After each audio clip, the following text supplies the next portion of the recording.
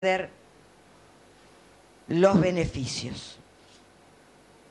Pero estas cosas son, creo que la renta básica o la renta, no la renta ciudadana o la renta universal que aspira a otra cosa.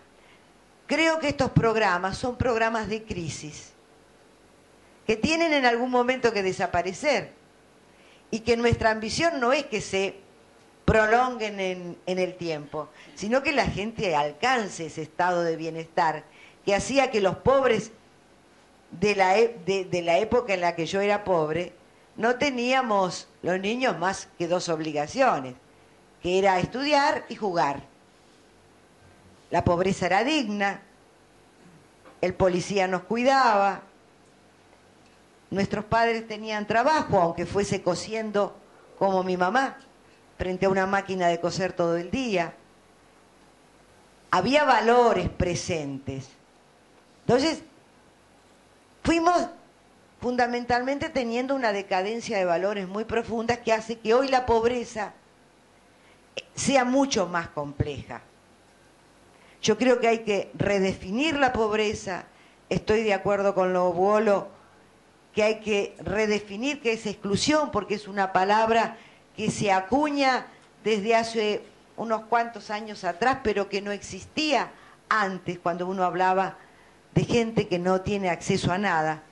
Y me impactó su consideración de que el excluido, si verdaderamente está excluido también de la mirada de los que tienen que incorporarlo. Entonces tenemos que terminar de hablar de exclusión, ¿no?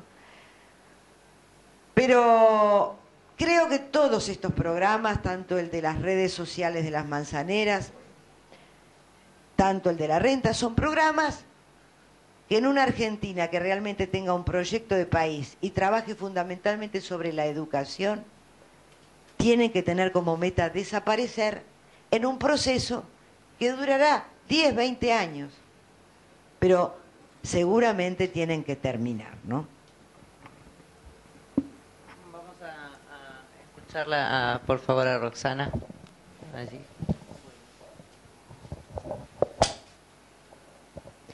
Bueno, en primer lugar, al igual que lo hizo Rubén, me gustaría agradecer la invitación para hablar de este tema tan urgente. Me gustaría diferenciar el concepto de pobreza del concepto de exclusión, que es un concepto, como dijo Chiche, mucho más reciente.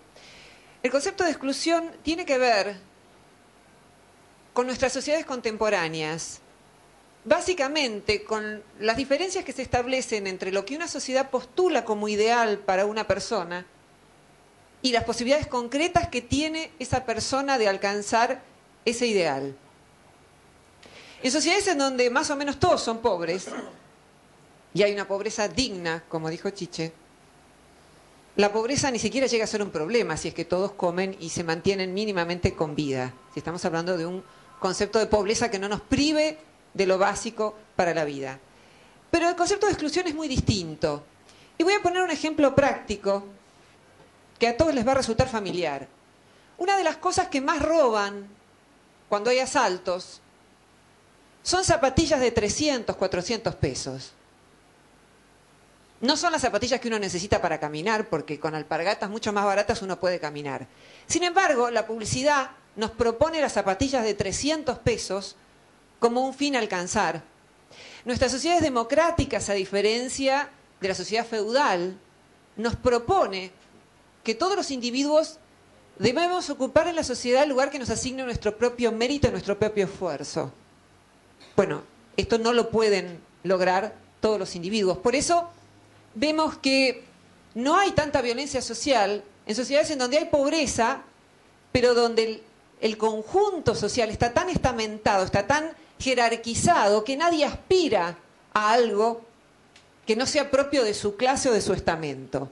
La India sería un ejemplo.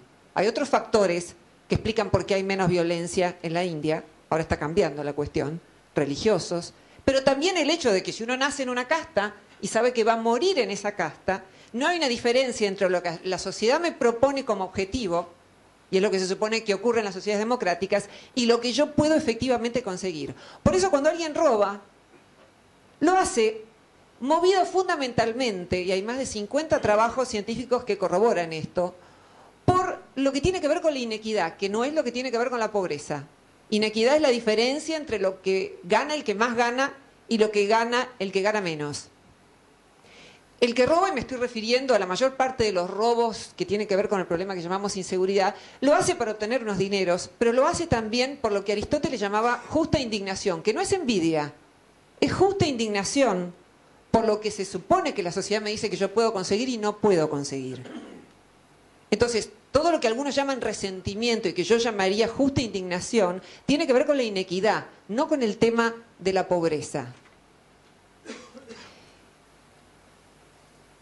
La renta básica es un proyecto fantástico, es un derecho de ciudadanía, no una dádiva, sino la idea que viene desde muy antiguo que por el mero hecho de nacer una persona tiene que tener acceso a la posibilidad de mantenerse con vida.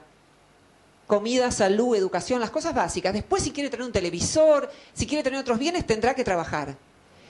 Y creo que la renta básica no produce vagos, porque las personas trabajan por otras razones, además de los bienes económicos. Trabajan para obtener más bienes económicos, por supuesto, pero también trabajan o porque les gusta, porque otros lo hacen, porque es una manera de socializar, porque es su manera de contribuir al bien común.